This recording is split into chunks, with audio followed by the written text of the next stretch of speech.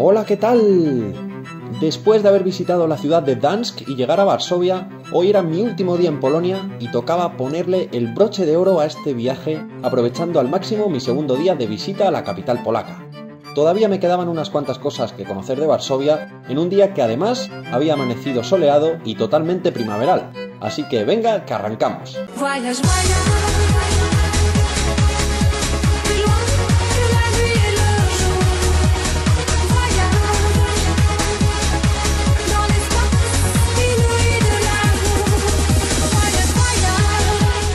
Mi segundo día en Varsovia comenzó al sur del Nowe Miasto, o la ciudad nueva, concretamente en la plaza Krasińskich, donde está el monumento a los héroes del levantamiento, inaugurado en agosto de 1989 y dedicado a los combatientes que murieron durante el alzamiento de Varsovia de 1944.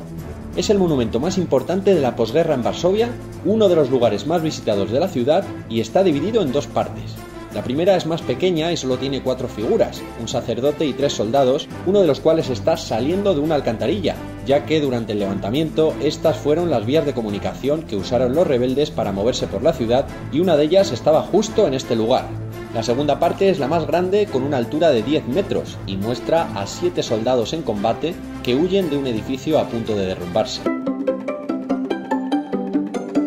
Caminando desde allí llegué enseguida al Nowe Miasto, o la ciudad nueva, una zona de Varsovia que se fundó en el siglo XIV como ciudad independiente, llegando a tener su propio ayuntamiento o su iglesia, pero a finales del siglo XVIII pasó a ser un distrito más de Varsovia. Un siglo antes, en el XVII, toda la zona fue destruida por una invasión de los suecos y a finales del siglo XVIII, y después de haber sido reconstruida, la ciudad pasó a formar parte de Varsovia, pero después de la Segunda Guerra Mundial, toda esta zona volvió a ser otra vez destruida y tuvo que reconstruirse a mediados de los 50, ya en la época comunista. Al norte del Nowe Miasto, o Ciudad Nueva, está la Plaza del Mercado de la Ciudad Nueva de Varsovia, construida entre los siglos XIV y XV en forma rectangular, aunque hoy en día, y después de tantas reconstrucciones, la plaza es de forma triangular.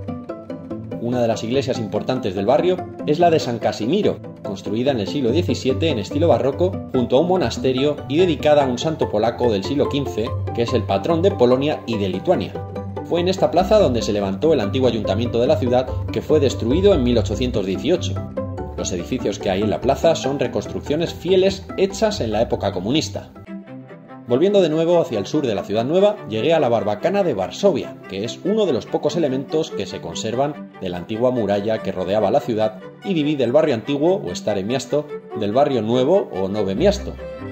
La antigua muralla se empezó a construir en el siglo XIV para proteger la ciudad vieja de ataques enemigos y en 1548 se refuerza añadiendo una gran torre de vigilancia que era además la principal puerta de acceso a la ciudad. La barbacana se hizo en estilo renacentista italiano, medía 14 metros de ancho y 15 de alto y tan solo una vez sirvió para defender un ataque enemigo y fue durante la invasión sueca en 1656. Como tampoco era muy útil defensivamente, en el siglo XVIII se desmanteló una parte importante, aunque se conservó la puerta como acceso de personas y mercancías a la ciudad. En el siglo XIX sus restos se aprovecharon para construir edificios de viviendas, y ya en el siglo XX, durante la Segunda Guerra Mundial, fue destruida por los bombardeos nazis. Al acabar la guerra se reconstruyó según los planos originales con su planta semicircular con 4 torreones y 3 niveles defensivos utilizando los ladrillos que se recuperaron de entre los escombros. De camino a la plaza del castillo pasé por la calle Canonia, que da el nombre a una placita en la que hubo un cementerio en la Edad Media justo detrás de la Catedral de San Juan. Esta pequeña plaza está rodeada de pintorescas casas, siendo una de ellas, la del número 18, el edificio más estrecho de Varsovia, con una fachada de poco más de 1 metro. En Varsovia veremos casas muy estrechas, ya que cuantos más metros cuadrados de fachada tuvieras, más impuestos pagabas. Y en el medio de la plaza hay una campana de bronce del siglo XVII, hecha para la iglesia de los jesuitas de la ciudad de Yaroslav, pero nunca llegó a ser colgada porque después de ser fundida no resultó ser de buena calidad. La campana estuvo perdida durante siglos y fue encontrada después de la Primera Guerra Mundial. Durante la Segunda Guerra Mundial los nazis quisieron llevársela, pero finalmente no pudieron. Como curiosidad se dice que si quieres volver algún día a Varsovia hay que tocar la campana y rodearla 3 veces en el sentido de las agujas del reloj. Después de la plaza hay un arco que comunica el castillo real con la catedral, que fue construido por motivos de privacidad y seguridad después del atentado al rey Segismundo III en el año 1620.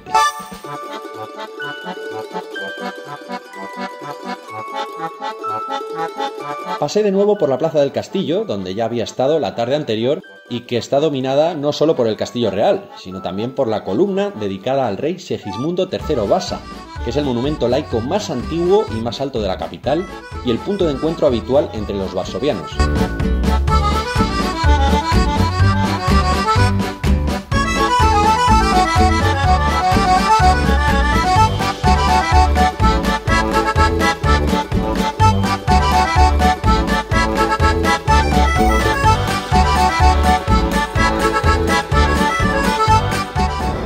Bueno, buenos días, pues hoy ha amanecido un domingo soleado increíble en Varsovia. Ha hecho un día que no es normal que haga este día a estas alturas. Un sol espectacular, una mañana increíble, y he estado visitando el centro. He hecho un tour gratuito que hay en español que sale a la 1:30 al lado de bueno, aquí en la Ciudad Vieja, al lado de la columna del rey Segismundo III. Hemos estado dando una vuelta por por todo lo que es la Ciudad Vieja, y ahora pues voy a cruzar el puente e ir al barrio de Praga, que es donde se rodó la película del pianista y todo esto, ¿no? Y las calles estas que salen en la peli y tal. Y bueno, voy a cruzar el puente sobre el río Vístula y voy a seguir la visita por la tarde, y después iré como al parque que está en el sur de la ciudad, donde está el complejo para ciego y demás, ¿no? Así que voy para allá, a ver qué me encuentro detrás del río Vístula, o al otro lado del río Vístula.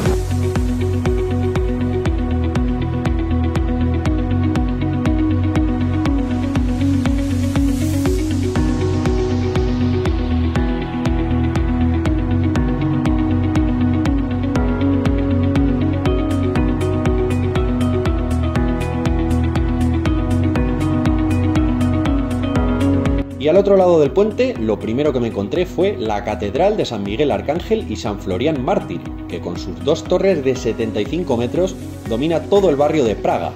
Se construyó en estilo neogótico a principios del siglo XX como protesta al dominio ruso sobre Polonia. Como sabemos, los polacos, a pesar de ser eslavos, son mayoritariamente católicos, así que, cansados de ver cómo los rusos construyeron varias iglesias ortodoxas, ellos decidieron protestar construyendo esta iglesia, que es la catedral de la diócesis de toda esta zona de Varsovia, y lo hicieron justo al lado de la iglesia ortodoxa más importante de la ciudad, que es la de la Magdalena, y la dedicaron a San Florián, patrón de las profesiones relacionadas con el fuego, como bomberos, panaderos o los artesanos del acero o de la cerámica. Pero precisamente fue el fuego el que la destruyó por culpa de los bombardeos nazis, y tuvo que ser reconstruida con muchos de sus ladrillos rojos originales durante los años 50. Sobre las entradas hay representaciones en mosaico de Jesucristo, y el interior es muy sencillo y está decorado con yeso y ladrillo rojo o blanco. Y cruzando la avenida Solidaridad y a algo más de 300 metros está la Catedral Metropolitana de Santa María Magdalena, construida en estilo bizantino en 1869 para los rusos que vivían en el barrio de Praga, ya que por entonces solo había una iglesia ortodoxa al otro lado del Vístula.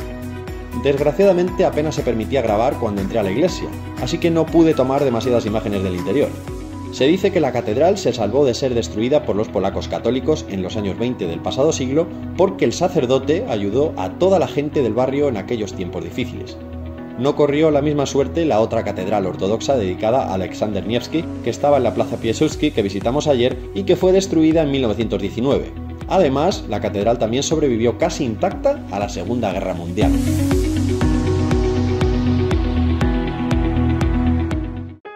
Después de ver estas dos iglesias, por fin llegué al corazón del barrio de Praga, que no tiene nada que ver con la capital de la República Checa y se llama así por la palabra polaca Pražice, que ha acabado derivando en Praga y que significa quemar, ya que muchos de estos terrenos eran cultivos que fueron quemados para ir construyendo edificios posteriormente.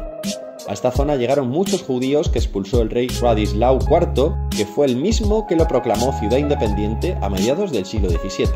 Se dice que es el barrio más antiguo de Varsovia porque en esta zona ya había una pequeña aldea en el siglo VII, antes incluso de que estuviera habitado lo que hoy es el centro de Varsovia. El barrio de Praga fue una ciudad independiente que no se unió a Varsovia hasta finales del siglo XVIII, y no hubo puentes para cruzar al otro lado del Vístula hasta el siglo XIX. Durante años en esta parte de la ciudad convivieron tres culturas y religiones diferentes, la católica, la ortodoxa y la judía, y toda la zona consiguió sobrevivir a los destrozos de la guerra, por lo que muchas calles han conservado gran parte de sus edificios antiguos, incluso las farolas. Y la razón por la cual los nazis no pudieron destrozarla es porque las tropas soviéticas consiguieron llegar a tiempo para trincherarse al otro lado del río, siendo el lugar donde huía mucha gente de los nazis, pero creándose también muchas zonas de abandono e inseguridad, por lo que en la época comunista fue, durante muchos años, uno de los barrios más peligrosos de Varsovia, y por eso se decía que si entras a Praga y consigues salir, saldrás sin dinero, sin joyas y sin reloj, por lo que muchos le llamaron el Triángulo de las Bermudas de Varsovia. El barrio también es famoso porque fue aquí donde se rodaron muchas escenas de la película El pianista de Roman Polanski. Pero como ha ocurrido también en otros barrios marginales de grandes ciudades europeas, hace unos años muchos jóvenes empezaron a mudarse a esta zona y hoy día es el barrio hipster y bohemio de la ciudad con un ambiente moderno muy distinto al del centro histórico, donde los artistas tienen sus talleres y donde hay muchas galerías de arte, pequeños teatros, tiendas de ropa y antiguos edificios reconvertidos en centros culturales, cines, bares o clubes de música. Aunque recorriendo sus calles y los patios interiores de sus típicos edificios, todavía pude sentir cierto aire de inseguridad al ir con la cámara, lo cierto es que también es parte de su encanto y si lo visitas durante el día y teniendo precaución, es poco probable que tengas problemas.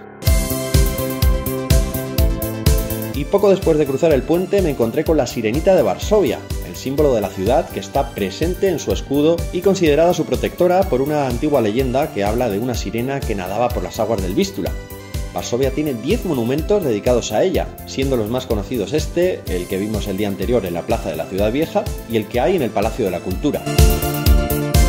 Empezaba ya a caer la tarde y tocaba volver al otro lado de la ciudad, así que crucé de nuevo el río Vístula y esta vez lo hice por el Puente de la Santa Cruz, un puente atirantado de 479 metros de largo y 90 metros de altura, que tardó 2 años en construirse y fue inaugurado en octubre del año 2000, y que me recordó bastante al estilo del arquitecto valenciano Santiago Calatrava.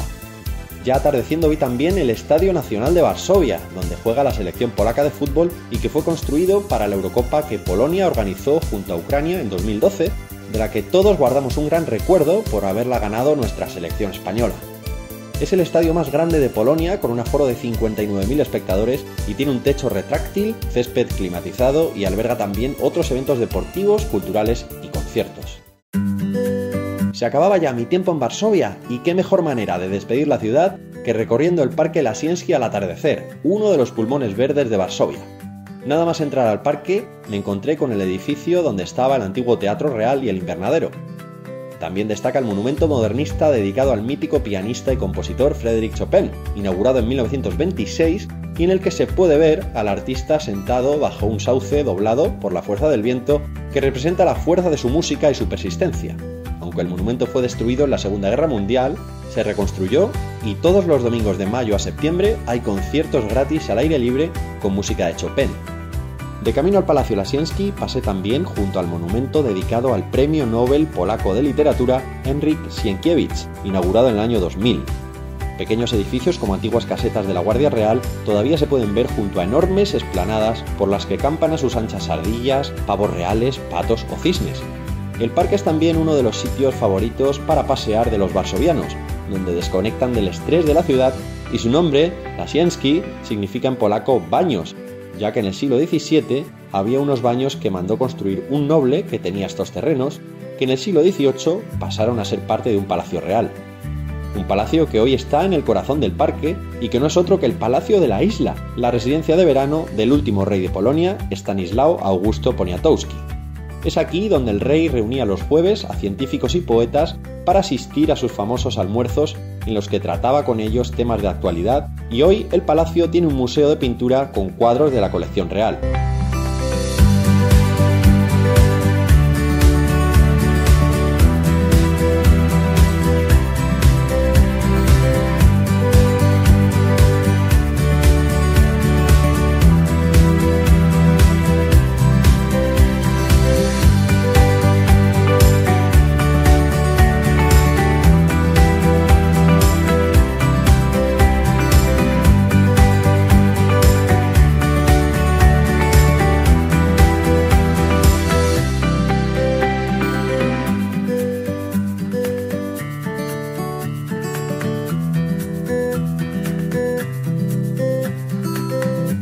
Con las últimas luces del día pude ver antes de salir del parque el monumento a Juan III Sobieski, realizado a finales del siglo XVIII por el aniversario de la liberación de Viena de manos de los turcos y representa a caballo al rey polaco y gran duque lituano bajo el que hay un turco derrotado.